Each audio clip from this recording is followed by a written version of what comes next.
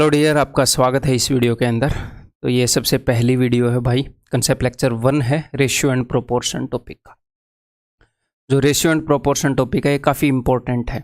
हालांकि रेशियो की कुछ अंडरस्टैंडिंग हम परसेंटेज के अंदर, इंटरेस्ट के अंदर, प्रॉफिट एंड लॉस के अंदर हम यूज़ कर चुके हैं, क्योंकि कुछ बेसिक अंडरस्टैंडिंग तो आपको होती ही है। आप 10th तक पढ़ के आए हैं ना मेरे पास, तो कुछ अंडरस्टैंडिंग तो आपके पास होती ही है, इसीलिए आपको पहले दिक्कत नहीं आई होगी वहाँ पर जो भी मैंने यूज़ किया। लेकिन फिर भी बिकॉज ये बहुत ही इंपॉर्टेंट टॉपिक है, ये कहीं पर भी घुस सकता है, कहीं पर भी रेशियो की अंडरस्टैंडिंग है वो काम में आ सकती है। तो मैं क्या करूँगा, जो आसान चीज़ें हैं वो भी मैं आपको बताऊँगा। ठीक है, मैं बहुत ही बेसिक से प्यार से हर एक टॉपिक की तरह आपको लेकर चलूँगा। तो इसमें काफ़ी क्वेश्चन हम प्रैक्टिस करेंगे, सारी चीज़ें हम सीख लेंगे और इतने एनफ क्वेश्चन होंगे कि प्रैक्टिस भी यहीं से आपकी हो जाएगी। अलग से कोई भी कंटेंट आपको नहीं लेना पड़ेगा, हर एक टॉपिक की तरह। क्लियर है? और इसके अंदर हम क्या क्या कवर करेंगे वो भी मैं आपको बता दूं। नंबर 1, इसके अंदर हम रेशियो कवर करेंगे, यानी कि अनुपात। रेशियो के साथ दूसरा नाम जो आप सुनते हैं रेशियो एंड प्रोपोर्शन, हम प्रोपोर्शन का जो कंसेप्ट है, जो क्वेश्चन है, वो सब कुछ भी हम यहाँ पर कवर करेंगे। समानुपात।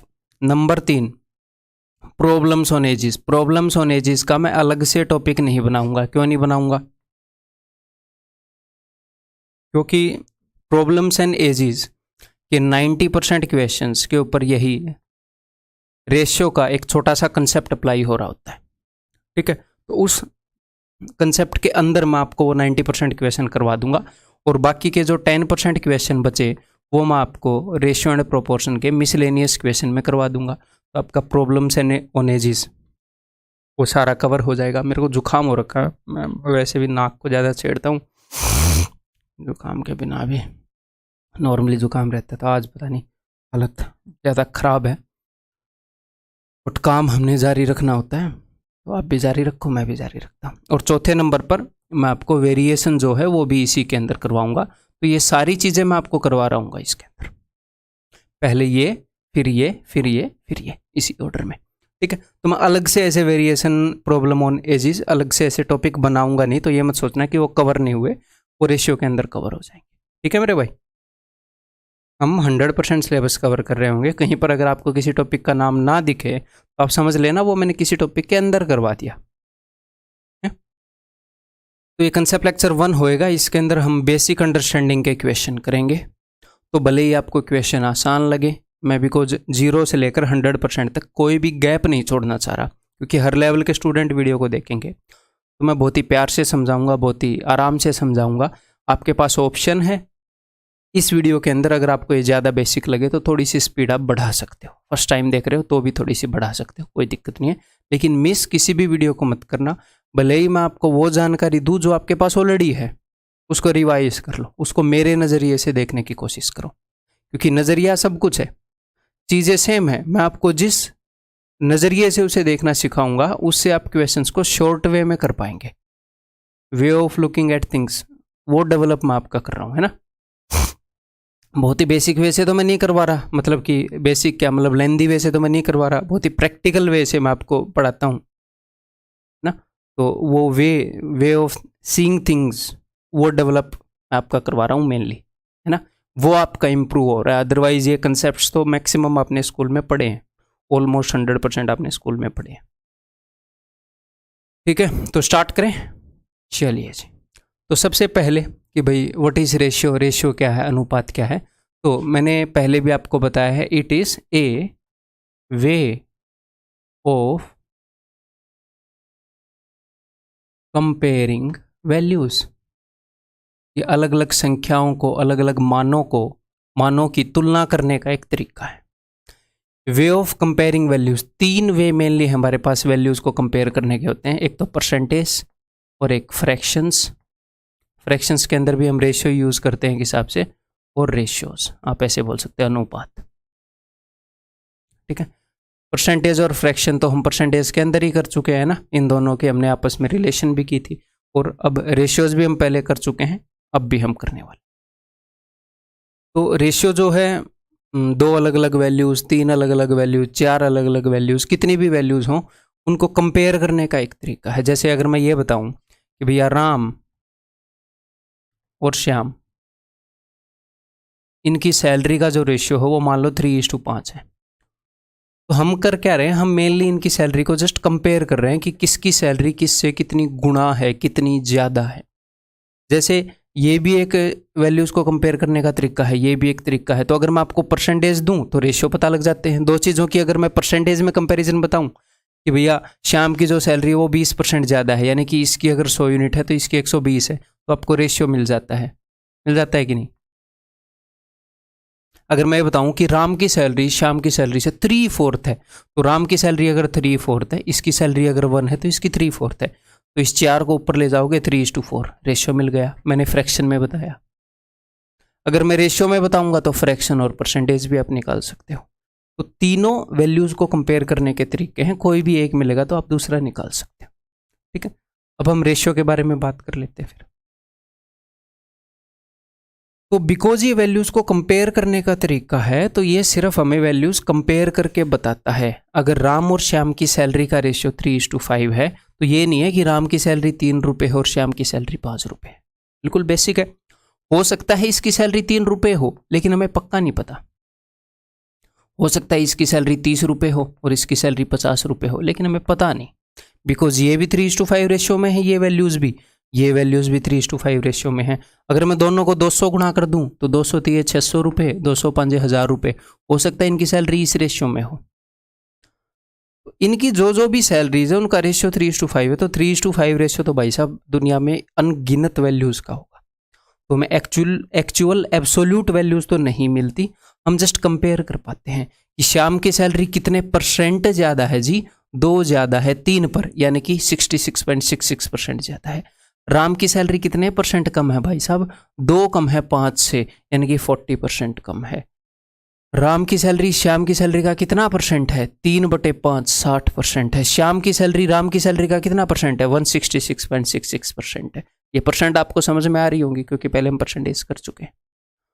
तो जस्ट हम वैल्यूज़ को कंपेयर कर सकते हैं, एक्चुअल वैल्यूज़ वहाँ से हम नहीं निकाल सकते। एक्चुअल वैल्यूज़ अगर निकालनी है तो हमें मल्टीप्लाइंग फैक्टर चाहिए। अब मल्टीप्लाइंग फैक्टर क्या होता है, देखो मान लो यहाँ पर अपने पास है जी 300 और यहाँ पर अपने पास है 500। अगर मैं इनको काटूंगा तो 100 से काटूंगा और उसके बाद रेशियो दे दिया 3:5।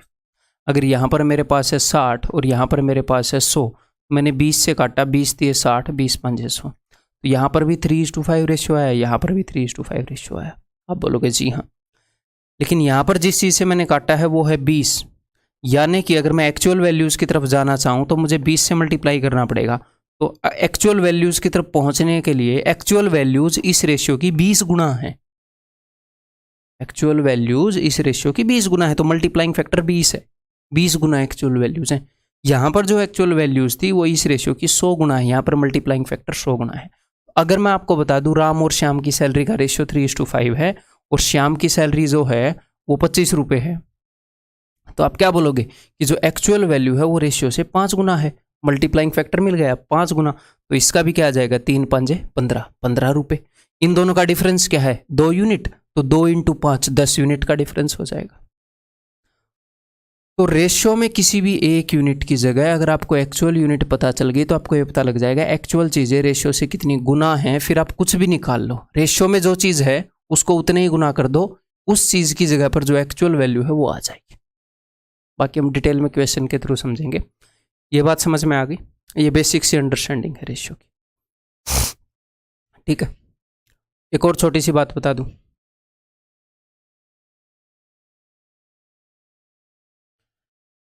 एक और छोटी सी ये बात है भाई, कभी कभी ऐसे बोला जाता है कि मान लो हमारे पास कोई केक है, केक को मैंने राम और श्याम में 3:5 रेशियो में बांट दिया, तो इसका सीधा मतलब ये होता है कि पूरे केक को 5 और 3, मतलब राम को अगर 3 टुकड़े मिले हैं तो श्याम को 5 टुकड़े मिले हैं, तो 5 और 3 टोटल कितने टुकड़े हैं, टोटल टुकड़े हो गए जी 3 + 5 8। तो अगर पूरे केक को 8 टुकड़ों में, 8 बराबर टुकड़ों में 8 इक्वल पार्ट्स में बांटा गया, उसमें से 3 राम को दे दिए, 5 श्याम को दे दिए, 3:5 रेशियो में हो गया। तो राम को टोटल केक का कितना हिस्सा मिला, तो राम को हिस्सा मिला है भाई साहब 8 टुकड़ों में से 3, 3/8। श्याम को कितना मिला, श्याम को मिला है 5/8। अगर मैं आपको ये बता दूं कि जो पूरा केक था वो था भाई साहब 16 किलो का, तो मैं पूछना चाहूँ राम को कितना मिला, तो आप बोलोगे कि 8 में से 3 3/8 मिला, जितना भी था हमें पता नहीं, उसका 3/8 मिला, यानी कि इसको मिला है 6 किलो। श्याम को कितना मिला, श्याम को 5/8 मिला, यानी कि इसको मिला है 10 किलो केक। ठीक है, क्लियर है। अब आगे बढ़े, ये मोर देन एनफ है इतनी अंडरस्टैंडिंग। बताओ फिर, बहुत ही बेसिक आसान क्वेश्चंस करेंगे पहले वाले कंसेप्ट लेक्चर के अंदर, लेकिन फिर भी आपने सारी वीडियो को देखना है, मेरे नज़रिए से चीज़ों को देखना है ताकि आगे कोई प्रॉब्लम ना आए। A sum of money rupees 4200 is distributed among Amar and Madan in this ratio. What is the part of Madan? Madan का कितना पार्ट है? तो इसको हम दो तरीके से देख सकते हैं कि टोटल मनी 9 और 5 14, अगर टोटल मनी 14 यूनिट था उसमें से 9 यूनिट हमने अमर को दे दिए, 5 यूनिट मदन को दे दिए, तो मदन को कितने मिले? 5 यूनिट 14 में से। तो टोटल मनी का कितने फ्रैक्शन मिला उसको? 5/14 इतना हिस्सा। और टोटल मनी कितना है ये?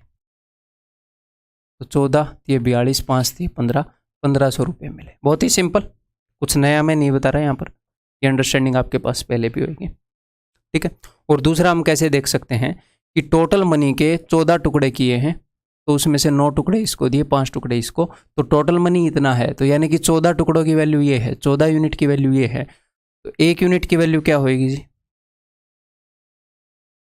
ये हमने कितने यूनिट की वैल्यू निकालनी है? हमने वैल्यू निकालनी है भाई मदन को मिले हैं 5 यूनिट, 5 यूनिट की ये 1 यूनिट की वैल्यू है, तो गुणा में 5।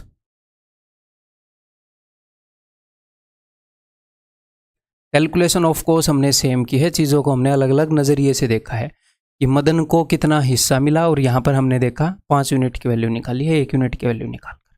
इसमें क्या फ़ायदा? इसमें यह फ़ायदा है कि अगर वो कल को बोलेगा इन दोनों के बीच में जो रुपए बांटे हैं उनका डिफरेंस बताओ, तो उनका डिफरेंस है 4 यूनिट, तो यहाँ पर मैं 4 कर दूंगा। दोनों अंडरस्टैंडिंग होनी चाहिए। ठीक है, क्लियर है? ये बताओ तो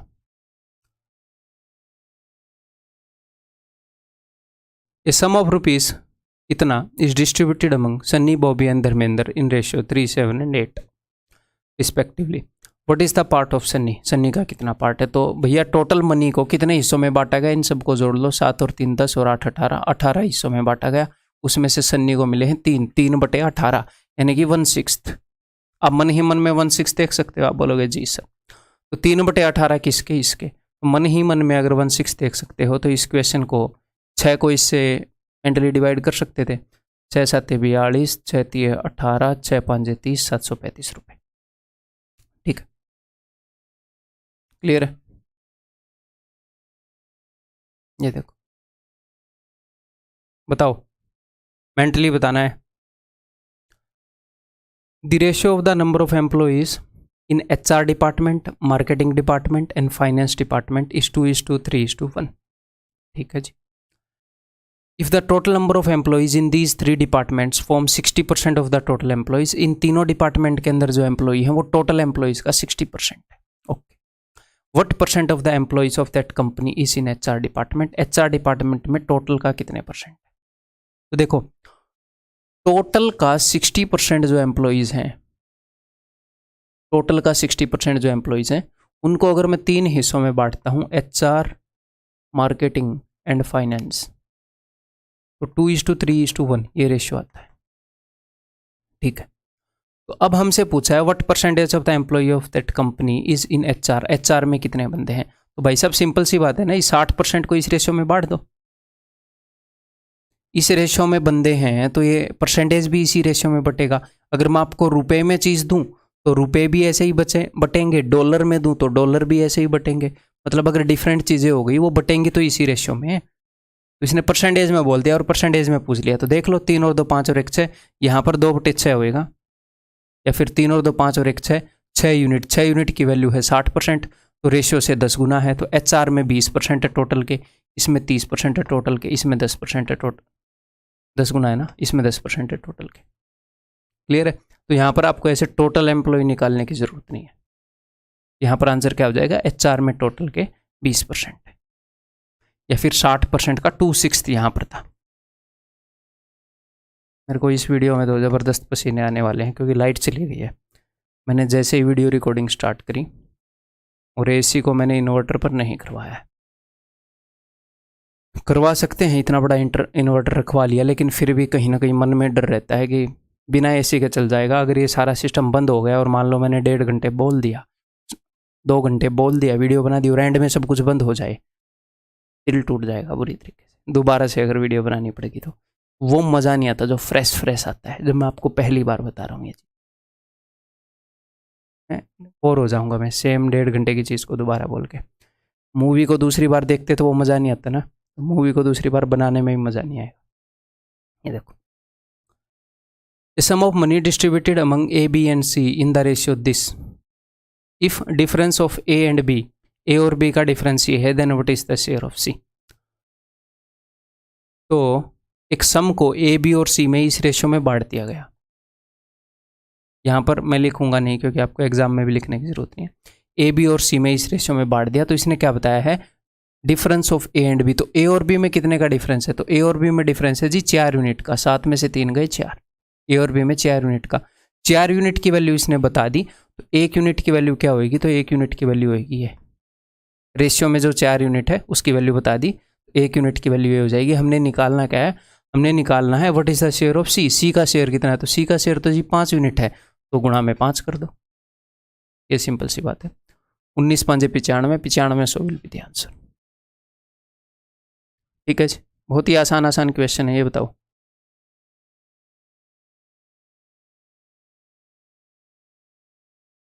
A sum of money is distributed among 3 friends P, Q and R in this ratio. If the share of P and R is 800 more than Q's share, P और R का शेयर मिलाकर Q के share से 800 ज़्यादा है, तो P और R का शेयर मिलाकर कितना है, P और R का शेयर मिलाकर 9 यूनिट्स है, 9 यूनिट, 7 और 2 9, और इसका शेयर बेचारे का 5 यूनिट है, तो 9 और 5 में कितने का फर्क है, 9 और 5 में 4 यूनिट का फर्क है। इन दोनों के बीच में फर्क ही बता रखा है ना 800, P और R का मिलाकर इससे 800 ज़्यादा है, तो इनका 9 यूनिट है, इसका 5 यूनिट है, 4 यूनिट, तो 4 यूनिट की वैल्यू 800 है, तो 1 यूनिट की वैल्यू क्या हो जाएगी जी, 1 यूनिट की वैल्यू हो जाएगी इतनी। उन्होंने पूछा क्या है, what is share of P, P का शेयर कितना है, तो पी का शेयर तो 2 यूनिट है, तो 2 यूनिट की वैल्यू बतानी है, यानी कि 400। ठीक है, क्लियर है, बहुत ही बेसिक। ये सारे क्वेश्चन आपने मेंटली करने हैं,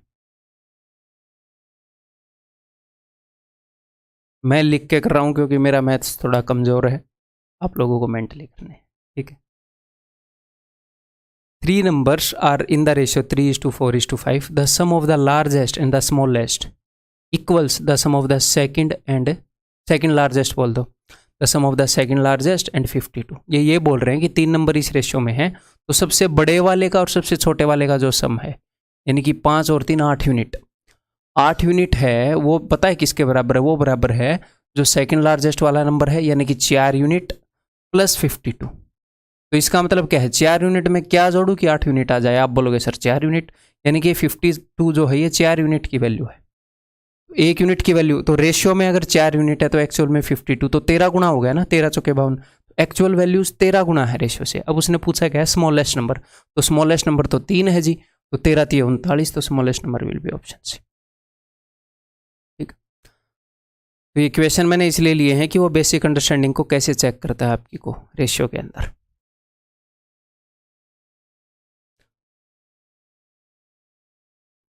ये बताओ,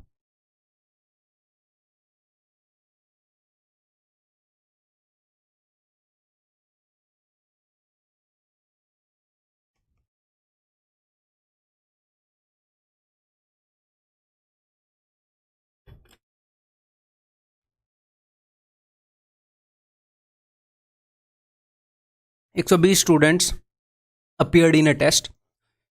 Which of the following cannot be the ratio of failed student to pass student? failed और pass का रेशियो कौन सा नहीं हो सकता, तो देखना पड़ेगा ना कौन सा नहीं हो सकता, सारे ऑप्शन चेक करने पड़ेंगे। तो मान लो फेल और पास का ये रेशियो है, तो इतने फेल हुए इतने पास हुए, तो टोटल स्टूडेंट कितने हो गए, 8 हो गए। टोटल स्टूडेंट यहाँ पर हैं 8 यूनिट, और एक्चुअल में कितने हैं 120, तो 8 का कितने गुना है, ये 15, एक्चुअल में 15 8 120 होता है ना 15, तो 15 3 45 और 15 5 75, एक्चुअल स्टूडेंट ये आ गए। ये रेशियो हो सकता है अगर 45 फेल हो 75 पास हो। ठीक है, सेकंड वाला देखें। टोटल स्टूडेंट कितने हैं? टोटल स्टूडेंट हैं जी 10, 9 और 1 10, तो 10 का कितने गुना है? ये 12 गुना। इनका 12 गुना करोगे आ जाएंगे।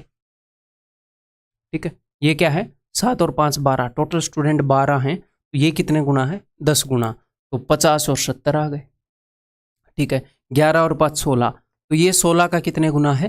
तो ये 16 का इंटीजर गुना नहीं है। इंटीजर गुना मतलब ये नहीं है कि 5 गुना 7 गुना, ये 16 का कितने गुना है देखें जरा एक बार। 4 3 12, 4 चौके 16, 2 दूनी 4, 2 5 10, 15/2 गुना है। 16 यूनिट की वैल्यू है 15/2 यूनिट। ठीक है, तो अब ये 5 का कितने गुना होगा? देखो 5 का ये इतने गुना होगा।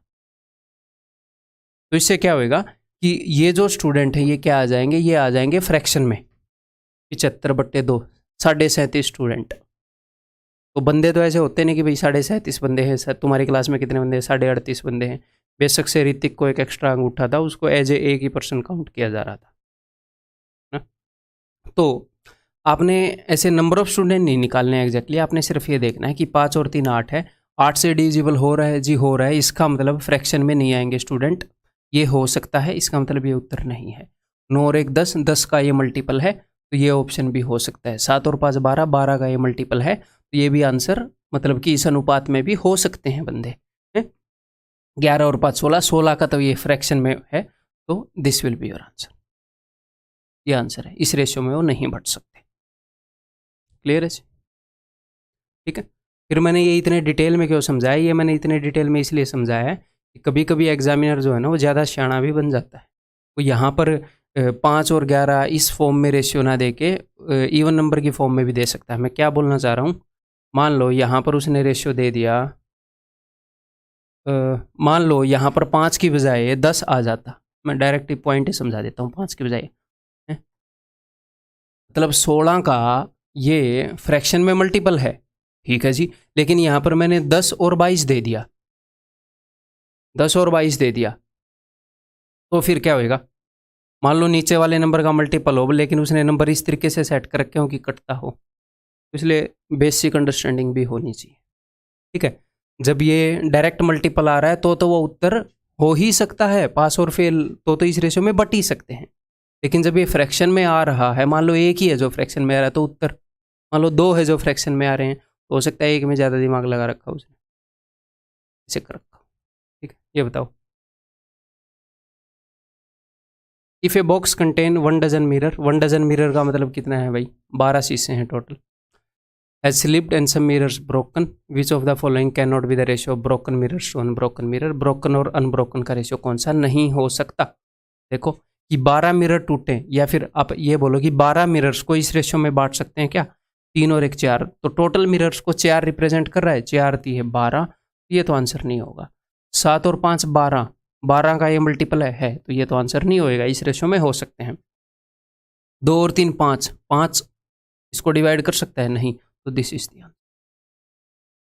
ठीक है जी, क्लियर है? बहुत ही बेसिक क्वेश्चन है, बहुत ही बेसिक कंसेप्ट है।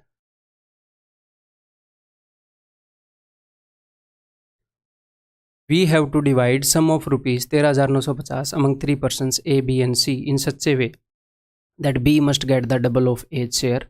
तो B को A का डबल मिल रहा है, A को अगर 1 रुपया मिलेगा तो B को 2 रुपया मिलेगा। तो हम जस्ट कंपेयर कर रहे हैं, रेशियो कंपेरिजन ही है, इसको 1 मिलेगा तो इसको 2 मिलेगा। And C must get ₹50 less than double of B, और C को B के डबल से 50 कम मिलने चाहिए। अब देखो यहाँ पर आप इसको 4 - 50 भी कर सकते हो, लेकिन ये क्या है? ये है रुपए, और ये क्या है? ये है रेशियो की यूनिट, ये है रेशियो की वैल्यूज। तो आप 4 रुपये और $50 नहीं जोड़ सकते, करेंसी अलग अलग करेंसी को नहीं जोड़ सकते। तो इसलिए यहाँ पर हम क्या करेंगे? इसलिए यहाँ पर हम ऐसे लेंगे, A के पास हमने 1x दिए, B के पास 2x दिए, तो C के पास होंगे इसके डबल से 50 कम, यानी कि 4x - 50। ठीक है, समझ में आ गई बात? अब उसने कितने रुपए बांटे थे भाई? 13,950 बांटे थे, यानी कि अगर मैं इन सब का सम कर दूं तो 13,950 हो जाए। तो इस 50 रुपये को मैं उधर ले जाऊंगा, उधर जाकर हो जाएगा 14,000। 4 और 2 6 और 1 7, 7x की वैल्यू है 14,000, 7 दूनी 14, तो x की वैल्यू आ गई 2,000। का पूछत रहे यहाँ पर हमसे the share of A will be, तो A का शेयर है जी 1x, 1x की वैल्यू तो यहाँ पर है 2,000, तो आंसर इस। ठीक है, क्लियर है? बहुत ही आसान क्वेश्चन। ऐसा ही एक और आसान क्वेश्चन,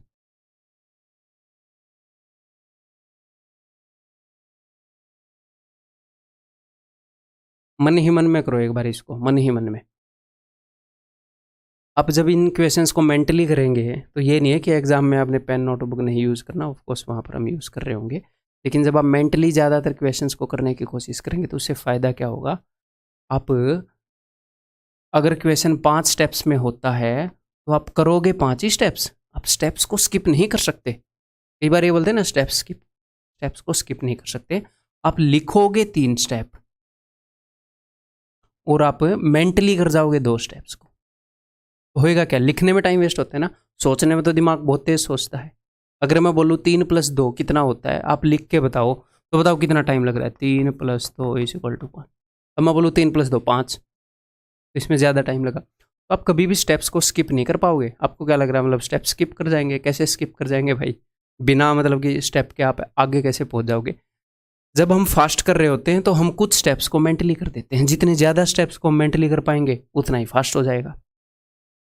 अगर हम क्वेश्चंस को मेंटली करने की कोशिश करेंगे यहाँ पर प्रैक्टिस करते वक्त, भले ही वो 10 सेकंड ज़्यादा लेकर हो रहा हो स्टार्टिंग में आपसे मेंटली करने के लिए, लेकिन आपकी वो कैपेसिटी डेवलप होएगी, फिर स्टेप्स जो हैं वो स्किप होने लग जाएंगे, यानी कि लिखना स्किप होने लग जाएगा धीरे धीरे धीरे धीरे धीरे धीरे।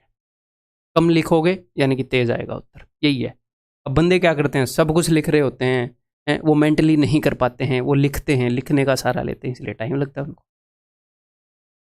तो जो भी मैं आपको क्वेश्चन बताऊं उसका मैक्सिमम पोर्शन मेंटली करने की कोशिश किया करो, भले ही ज़्यादा टाइम लग जाए। अगर सारा क्वेश्चन मेंटली हो सके तो मेंटली करो, कोई दिक्कत नहीं है। सीखने में टाइम लगता ही लगता है, ठीक है। उसेन बोल्ट पैदा होते ही नहीं भाग लिया था कि डॉक्टर भी उसके पीछे भाग रहे हैं, उसेन बोल्ट पैदा हुआ भाई, पैदा होते ही भाग लिया, टाइम लगता है चीज़ों। An amount of rupees 1300 is distributed to 3 persons A, B and C such that the amounts received by A and B were in this ratio। तो भाई ये रुपए बांट दिए इस तरीके से, ए और बी को जो अमाउंट मिला वो 3 और 4 इस रेशियो में है, और सी को जो रुपए मिले वो ए से 100 ज़्यादा मिले, बिकॉज रुपए आ गए हमारे कंडीशन में, मैंने एक्स मान लिया। ए से इसको 100 रुपये ज़्यादा मिले यानी कि 3x + 100, और टोटल कितने रुपए बांटे गए थे, अगर मैं इन तीनों को जोड़ूँ तो टोटल 1300 रुपये बांटे गए थे। इस 100 को मैं उधर लेकर जाऊँगा तो ये हो जाएगा जी 1200, 3 और 3 6 और 4 10, 10x की वैल्यू 1200 है, x की वैल्यू आ गई 120। How much amount did B get, B को मिला था 4x, इसका 4 गुना यानी कि 480, तो 20 का 4 गुना यानी कि 480, ठीक। अब कई लोगों को यहाँ पर ये आदत होती है कि 4x = तो होगा क्या, ये जो आदत है ना, ये आदत नहीं छूटेगी। मैं ये नहीं बोल रहा कि उस बंदे के अंदर कैपेबिलिटी नहीं है इंटू 4 करने की, वो कैपेबिलिटी लगभग सब में ही होगी, लेकिन उसने ये आदत बना ली। तो सब आदत क्या होती है, जब आप अनकॉन्शियसली किसी काम को करते जाएं, किसी को कोई चीज़ की आदत पड़ गई तो वो एफर्टलेसली बिना सोचे समझे, उसकी नेचर ऐसी बन गई कि वो उस काम को कर देता है कि इसकी ये आदत है। जब आप कोई आदत बनाओगे तो क्या होएगा, आप कॉन्शियसली उसको उसके उल्टा जा नहीं पाओगे। तो हमें आदत किस चीज़ की बनानी है, जो हम एक्चुअल में अचीव करना चाह रहे हैं। आदत किस चीज़ की बनानी है, आदत बनानी है कि क्वेश्चन को ठीक सॉल्व करें फर्स्ट अटैम्प्ट में, क्योंकि पेपर में हम यही चाहते हैं कि हम फर्स्ट अटैम्प्ट में सॉल्व करें। तो यहाँ पर हमने क्या करना है, हमने हड़बड़ाहट में क्वेश्चंस को सॉल्व नहीं करना, शांति से करना है, पूरे फोकस के साथ करना है। जो भी आप करोगे फोकस डालने की आदत बन जाएगी, ठीक करने की आदत बन जाएगी, मेंटली करना है, मेंटली करने की आदत बन जाएगी है? अगर हम आदत डाल पाए जो हम पेपर में करना चाह रहे हैं उस चीज़ की, तो पेपर में हम अच्छा ही करेंगे। आपको आदत डालने के लिए 6-7 महीने अगर आपने ट्राई किया तो धीरे धीरे आपकी आदत डल जाएगी, सिंपल सी बात है ना। और आपने आदत डाल ली बवंडर मचाने की, हड़बड़ाहट में गलत क्वेश्चन मारने की, तो कॉन्ग्रेट्स, वो भी आदत डल जाएगी। जो भी करोगे आदत उसी की डल जाएगी। आपको ये देखना कि आदत किस चीज़ की डालनी है, समझ गए।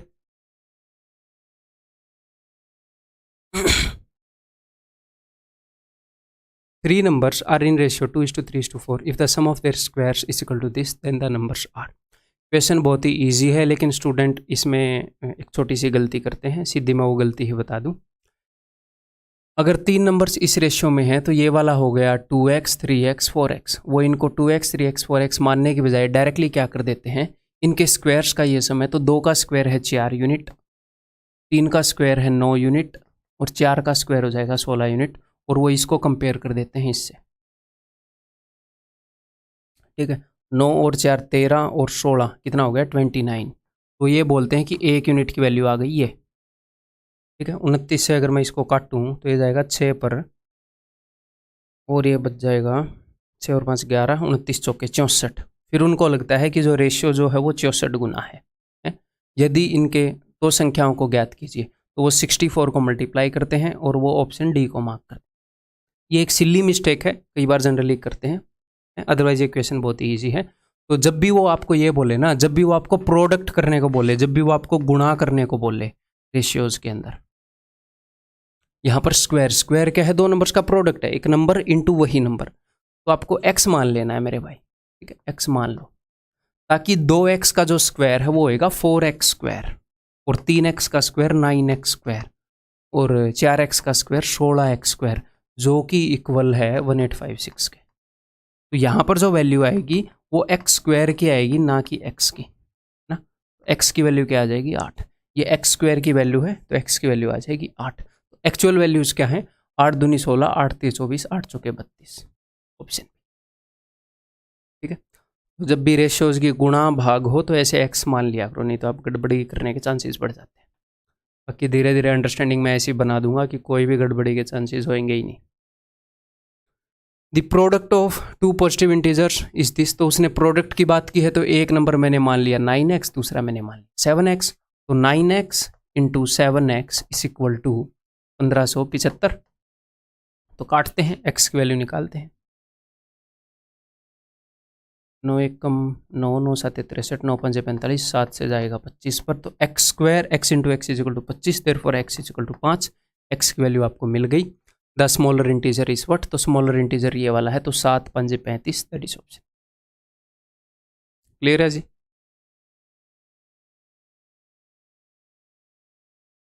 ये बताओ,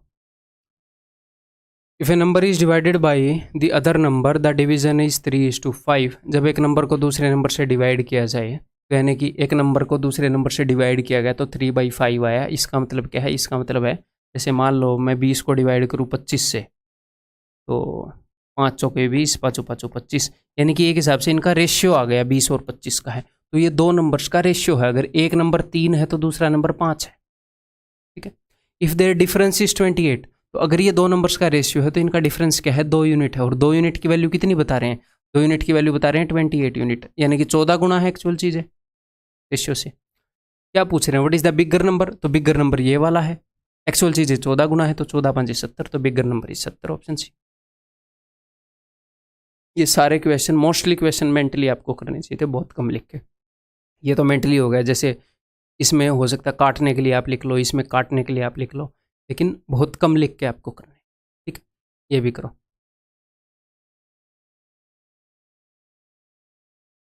the average of two numbers is 62 if 2 is added. अगर दो नंबर्स की एवरेज 62 है, यानी कि उनका औसत अगर 62 है, तो उनका सम क्या होएगा, उनका सम हो जाएगा जी 124। दो नंबर्स का सम इतना है, यानी कि छोटे नंबर प्लस बड़े number, small number plus large number का सम कितना है, ये है। अब वो बोल रहे हैं हमने छोटे में 2 ऐड कर दिया। अगर आप छोटे में 2 ऐड कर दोगे तो जो छोटे वाले नंबर की नई वैल्यू आई है और जो बड़े वाले नंबर की तो वही वैल्यू है पुराने वाली, तो उनका सम तो 126 हो जाएगा ना जी। छोटे में तुमने ऐड कर दिया तो उनके सम में भी तो 2 ऐड हो जाएगा, तो ये इनका नया सम है।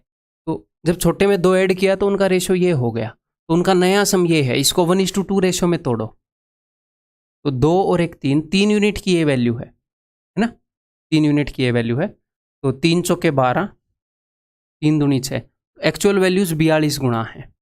एक्चुअल वैल्यूज़ कितने गुना है, 42 गुना, 42 एकम 42, 42 दूनी 84। लेकिन मैं इनको यहाँ पर लिख नहीं रहा कि लिखने की ज़रूरत नहीं है। क्या पूछ रहे हैं, वो पूछ रहे हैं the difference of the two numbers. तो इन दोनों के बीच में डिफरेंस कितना है, ये 1 यूनिट है, ये 2 यूनिट। 1 यूनिट की वैल्यू क्या होगी 42, क्योंकि एक्चुअल चीज़ है 42 गुना है, तो यहाँ पर 42 मत मार देना, गलत हो जाएगा।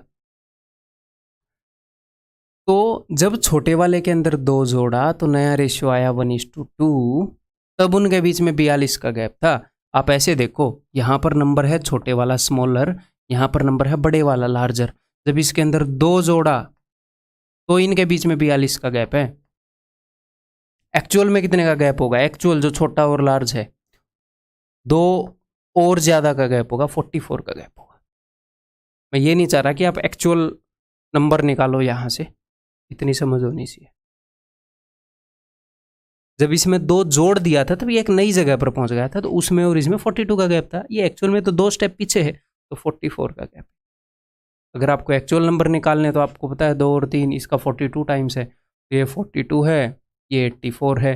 ये 2 जोड़ने के बाद आया है तो एक्चुअल नंबर क्या होएगा? 40 होएगा। 2 जोड़ने के बाद आया है ना छोटे वाला, तो इन दोनों के बीच में डिफरेंस देख लो, 44 का है, वही आएगा 42 + 2 44। ठीक है जी, क्लियर है? ये करो फिर।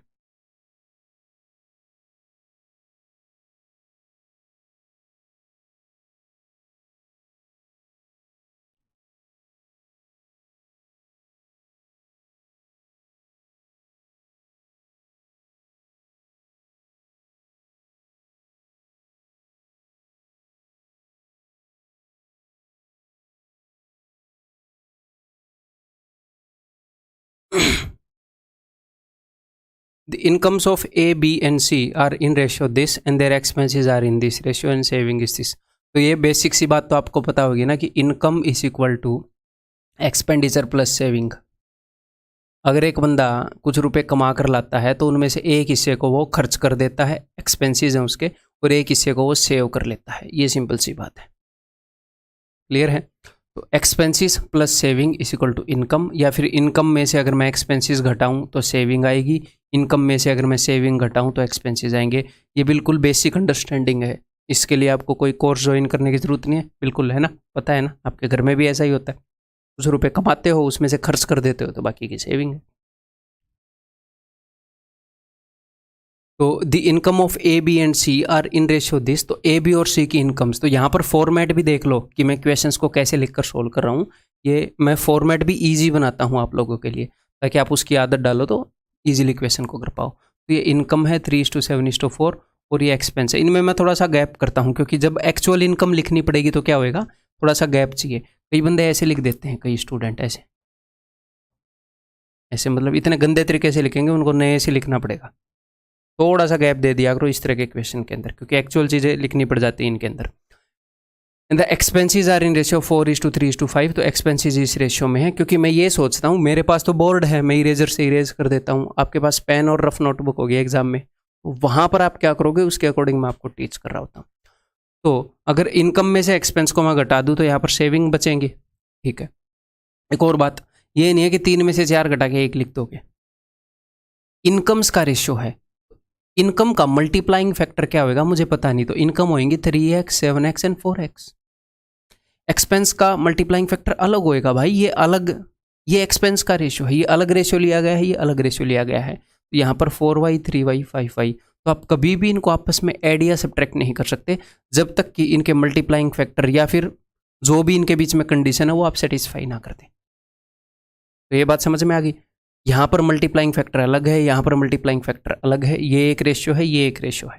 ठीक है, जरूरी नहीं है कि यहाँ पर 10 गुना है 30, 70 और 40, तो यहाँ पर भी 10 गुना होगा, हो सकता है यहाँ पर 3 गुना वाला मल्टीप्लाइंग फैक्टर। ठीक है, तो हम ऐसे यूज़ नहीं कर सकते। ठीक है, तो उसने क्या बताया, उसने बताया कि भैया ए जो है वो 300 रुपये सेव करता है। अगर ए 300 रुपये सेव करता है, यहाँ पर ये सेविंग जो है इसकी 300 रुपये है। फ्रॉम एन इनकम ऑफ 2400 रुपये, 2400 रुपये की इनकम में से, तो ए की इनकम है 2400, तो यहाँ से आपको क्या पता चल गया, इनका मल्टीप्लाइंग फैक्टर पता चल गया कि 3 8 24, 800 गुना है ऐसे, 7 8 56, ये 5600, 4 8 32, ये 3200, 800 गुना है मल्टीप्लाइंग फैक्टर। और 2400 में से 300 ये सेव करता है, तो यहाँ पर 2100 ये बचा रहा होगा। 2400 में से 300 गए, सॉरी 2400 में से 300 सेव करता है तो 2100 खर्च रहा होगा। इन दोनों का सम है ना इनकम। ठीक है, तो आपको यहाँ पर भी मल्टीप्लाइंग फैक्टर पता चल गया, यहाँ पर भी सब कुछ पता चल जाएगा। उन्होंने पूछा क्या है, the sum of savings of B and C, तो बी और सी की सेविंग्स का सम, तो कोई दिक्कत नहीं है। ये कितने गुना है यहाँ पर, 4 से अगर 100 को काटोगे तो 75, 21 इंटू 75 इतने गुना है, तो ये क्या हो जाएगा 21 इंटू 75 इंटू 3, ये हो जाएगा 21 इंटू 75। तो यहाँ पर हम ये करते हैं ना, हाँ भाई, यहाँ पर मल्टीप्लाइंग फैक्टर बताओ मुझे, 4 का कितने गुना है, ये है जी 21 इंटू 75 गुना। तो मल्टीप्लाइंग फैक्टर मिल गया ना कि रेशियो से कितने गुना है एक्चुअल वैल्यू, तो हमें इन दोनों का सम निकालना है। तो कोई दिक्कत नहीं है, 5 और 3 8, तो हमें 8 यूनिट की वैल्यू निकालनी है, और यहाँ पर कितने यूनिट की वैल्यू है, 4 यूनिट की वैल्यू है। तो यहाँ पर तो वैसे भी आपको कुछ नहीं करना, 2100 का डबल ही होएगा 4200। अगर 4 यूनिट की वैल्यू 2100 है तो 5 और 3 8 यूनिट की वैल्यू इसकी डबल होगी 4200। कभी कभी क्या होता है कि ये 4 का मल्टीपल नहीं है, मान लो ये 9 यूनिट है, तो आपको पता है 4 यूनिट की वैल्यू ये है, तो 1 यूनिट की वैल्यू क्या होगी ये, और 9 यूनिट की वैल्यू क्या होगी, फिर आप इस तरीके से निकालोगे। क्लियर है, समझ में आ गई बात? आंसर इस ऑप्शन। ये बताओ, the income of A and B are in this ratio, the expenses of, ठीक है जी, इनकम लिख लेते हैं, ए और बी की इनकम किस रेशियो में है जी, 5:3 रेशियो में है, ओके। और इनके expenses, expenses of A B and C, तो इन्होंने सी को भी इंक्लूड कर लिया, वो 8:5:2 है, इस रेशियो में है, ओके जी। यहाँ का मल्टीप्लाइंग फैक्टर अलग है, यहाँ का अलग है, ऐसे नहीं है कि इनको ऐसे जोड़ घटा कर लेंगे। सी स्पेंड्स 2000 रुपये, सी का एक्सपेंडिचर बता दिया यहाँ पर 2000। अब की बार मैं सारी चीज़ें नहीं लिखूंगा, मैं वही लिखूंगा जिसकी ज़रूरत होगी। मुझे पता चल गया यहाँ से 1000 गुना है एक्चुअल वैल्यूज़, ठीक है। सी स्पेंड्स ₹2000 एंड बी सेव्स ₹700, और बी जो है वो 700 रुपये सेव करता है, तो यहाँ पर सेविंग है, तो बी सेव कर रहा है 700 रुपये, ठीक है। तो देखो, अगर 2 का ये 1000 गुना है तो 5 का 1000 गुना कितना हो जाएगा जी, 5000। तो ये 700 सेव कर लेता है, 500 खर्च कर देता है, यानी कि 5000 + 700 5700। इसकी जो इनकम है वो 5700 है। तो 3 की जगह 5700 है, कितने गुना है जी, 19 गुना है, सॉरी 1900 गुना है, 19 × 57 1900 गुना है। मुझे निकालना क्या है, देन ए सेव्स, ए कितना सेव करता है, तो मुझे यहाँ पर आना है, ए कितना सेव करता है। तो ये 3 का 1900 गुना है, तो 5 का 1900 गुना 9500, 19 × 57 19 × 5 = 95, ठीक है। तो ये 5 का 5000, तो 8 का 8000, ठीक है। 9500 में से 8000 खर्च कर देता है, तो 1500 बचा लेगा भाई। This minus this is equal to 1500, answer इस ऑप्शन। क्लियर है भाई, बहुत ही इजी क्वेश्चन।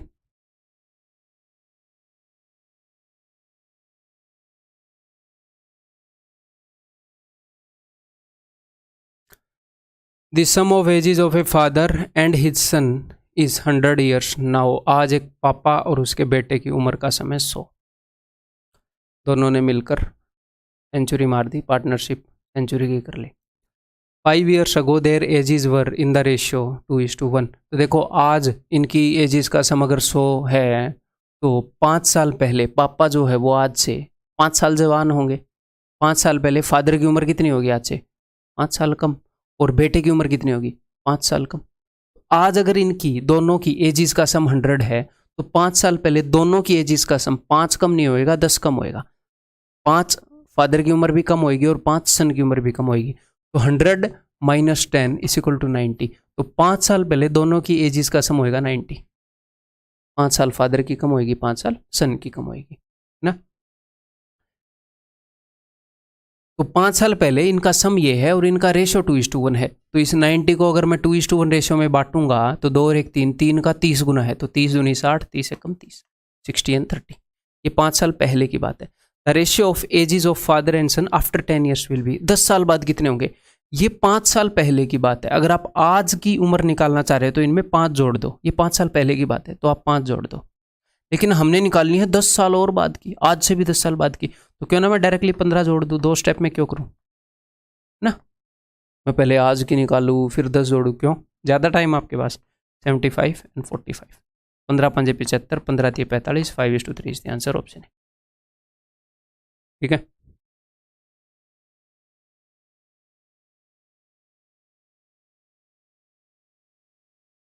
बताओ,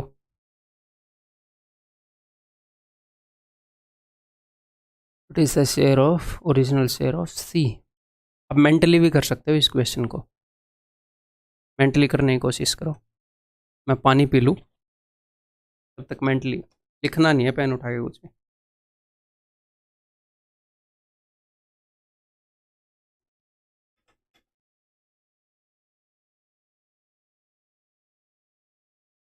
A sum of rupees 3780 is divided between A, B and C such that if their shares are decreased by this, this and this respectively, then they are in ratio.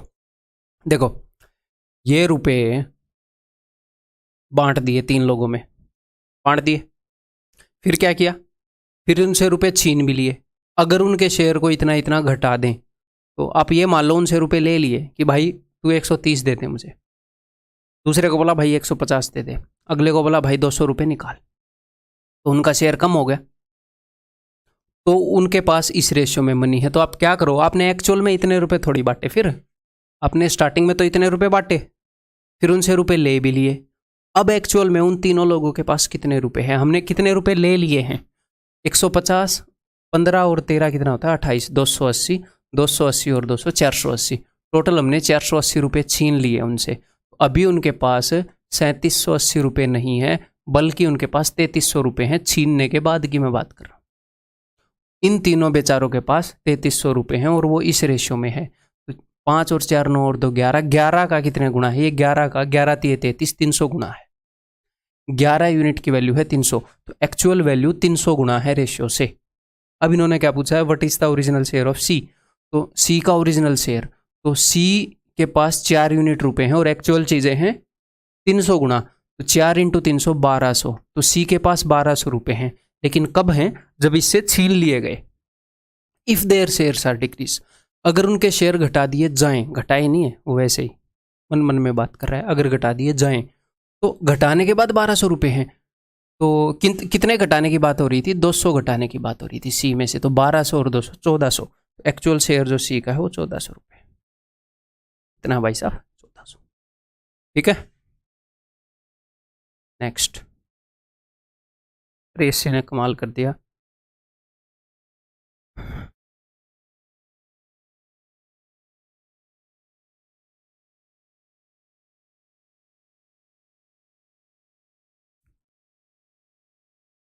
ये बताओ, बहुत बढ़िया question है। Rupees 600 is divided among A B and C, rupees 40 more than 2/5 of each share, rupees 20 more than 2/7 of B's share and rupees 10 more than 9/17 of C share are equal. ये क्या बोल रहा है, तो मैंने ये मान लिया कि 600 रुपये बांटे ना ए बी सी में, तो ए को ए रुपये मिले, बी को बी रुपये, सी को सी रुपये, क्लियर है। ये बोल रहा है ए के शेयर से 2/5, ए के शेयर के 2/5 से 40 ज़्यादा, तो ए को तो ए रुपये मिले हैं, तो यानी कि 2/5 ऑफ ए से 40 रुपये ज़्यादा इसके बराबर है 2/7 ऑफ बी से 20 रुपये ज़्यादा, और 9/17 ऑफ सी से 10 रुपये ज़्यादा। ये सारी वैल्यूज बराबर हैं, वो ये बोल रहा है, ठीक है। ए का शेयर ए यूनिट है, बी का बी यूनिट, सी का सी यूनिट, ए के शेयर के 2/5 में 40 जोड़े, ये सारे बराबर हैं, तो इनको मैंने मान लिया है जी के बराबर, ठीक है। इनको मैंने किसके बराबर मान लिया, के बराबर। तो यहाँ पर हम क्या कर सकते हैं, देखो यहाँ पर के की वैल्यू आपको मिल जाएगी ए की फॉर्म में, अगर आप इसको उससे इक्वेट करोगे, तो अगर आप इसको इससे इक्वेट करोगे तो आपको ए की वैल्यू मिल जाएगी के की फॉर्म में, बी की वैल्यू मिल जाएगी अगर आप इसको इससे इक्वेट करोगे तो के की फॉर्म में, और सी की वैल्यू मिल जाएगी इसको इससे इक्वेट करोगे तो के की फॉर्म में। और ए बी और सी की वैल्यू का सम 600 है, आपको पता है। ए को ए रुपये मिले, बी को बी रुपये मिले, सी को सी रुपये मिले, तीनों के अंदर 600 रुपये बांटे गए हैं, तो यही मैं करना चाह रहा हूँ अभी, ठीक है। अगर मैं इसको उससे इक्वेट करूँगा तो 40 उधर जाकर सब्ट्रैक्ट होएगा, तो आ जाएगा k-40, ठीक है।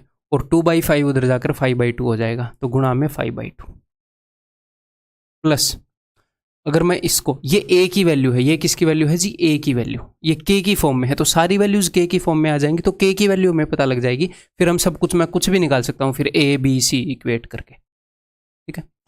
तो 20 उधर जाएगा तो k-20, और 2/7 of b is equal to k-20, तो उधर जाकर 7/2 हो जाएगा, प्लस 10 उधर जाएगा, k-10 का कितने गुना, 17/9 गुना, बराबर है कितना हो जाएगा, बराबर है 600।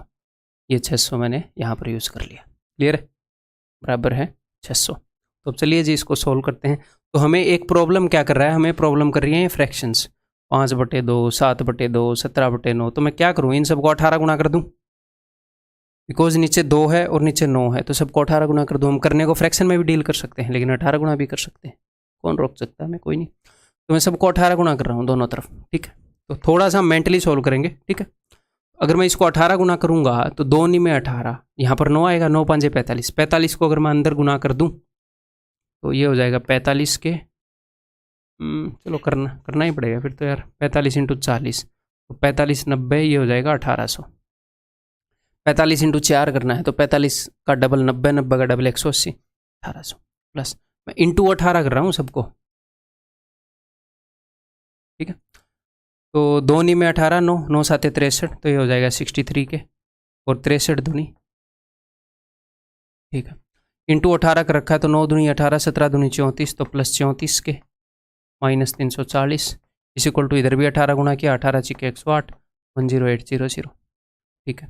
तो टोटल के कितने हैं भाई, टोटल के हैं मेरे पास 45, 63 एंड 34, तो 6 और 4 10 और 3 13, 130, 5 और 3 8 और 4 12, 130 और 12 142 के इस इक्वल टू 10800 प्लस ये जितने भी इधर नेगेटिव के उधर जाकर जुड़ जाएंगे। तो इन सबको मैं देख लेता हूँ कितने हो जाएंगे। तो 1260 और 300 1500, 1600, 1600 और 1800 3200 3400, तो उधर जाकर हो जाएंगे जी 3400, ठीक है। तो 13000 और 1200 14200 इस इक्वल टू 14200। 142 का 100 गुना है तो के की वैल्यू क्या हो गई, के की वैल्यू हो गई जी 100। तो के की वैल्यू आ गई यहाँ पर मेरे भाई क्या 100। अब इसने क्या पूछा है, इसने पूछा है कि ए का शेयर क्या है। ए का शेयर मैंने यहाँ पर लिखा है कि नहीं लिखा है,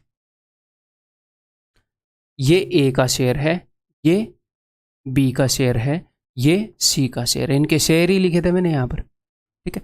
तो के की वैल्यू मुझे पता है 100 है, तो 100 माइनस 40 60, 60 × 5/2, 60 × 5/2, 2 3 6 5 3 15, 150, 150 इसके आंसर। क्लियर है। इसका कोई छोटा तरीका नहीं है क्या, नहीं, इसका बेस्ट तरीका यही है। अगर आप ये चाहते हैं कि 100% स्ट्राइक हो आपको एग्जाम के अंदर, ताकि मैं आपको ऐसे ही बोल सकता हूँ कि इस रीज़न से इसका ये वाला ऑप्शन आप यूज़ कर लो, नहीं, लेकिन वो प्रैक्टिकल और सच्चा वे नहीं है, आपको स्ट्राइक नहीं होगा एग्जाम के अंदर, ठीक है। कभी कभी क्वेश्चन क्या होते हैं वो एक्चुअल में लेंदी होते हैं। मान लो कोई क्वेश्चन वो एक्चुअल में ही लेंदी है, एग्जामिनर चाहता ये है कि ये लेंदी वैसे करे, वो क्वेश्चन ही उसने लेंदी दिया है, तो उसका सोल्यूशन भी लेंदी होएगा। अगर मैं आपको उसका एक झूठा सा सॉल्यूशन दे दूं जो आपको प्रैक्टिकली एग्जाम में तो स्ट्राइक नहीं होएगा, जो प्रैक्टिकली स्ट्राइकेबल नहीं है, और यहाँ पर आपके सामने अपना इंप्रेशन मारूं, तो मेरे हिसाब से वो ईमानदारी नहीं है। तो कई क्वेश्चन एक्चुअल में लेंदी होंगे और कई क्वेश्चन ऐसे होंगे जिनको हम ऐसे उड़ा सकते हैं, तो उनको हम ऐसे उड़ाएंगे, ठीक है। तो दैट्स ऑल। इस लेक्चर के अंदर बहुत ही ईजी इसके क्वेश्चन थे, बहुत ही ईजी कंसेप्ट था। इनफैक्ट बहुत कुछ मैंने आपको नया भी नहीं सिखाया होगा, जितनी आपकी अंडरस्टैंडिंग थी उसी को थोड़ा ब्रशअप किया है। तो रेशियो के अंदर मैंने थोड़े से ज़्यादा क्वेश्चन, ये इजी टॉपिक है फिर भी थोड़े से ज़्यादा क्वेश्चन इसलिए इन्वॉल्व किए हैं क्योंकि ये कहीं पर भी घुस सकता है, ज्योमेट्री में, अलजेब्रा में, परसेंटेज में, टाइम एंड डिस्टेंस में, तो इसके ऊपर स्ट्रॉन्ग कमांड होनी ज़रूरी है, तो इसलिए प्यार से चलेंगे। क्लियर है। अगले लेक्चर में मिलता हूँ भाई।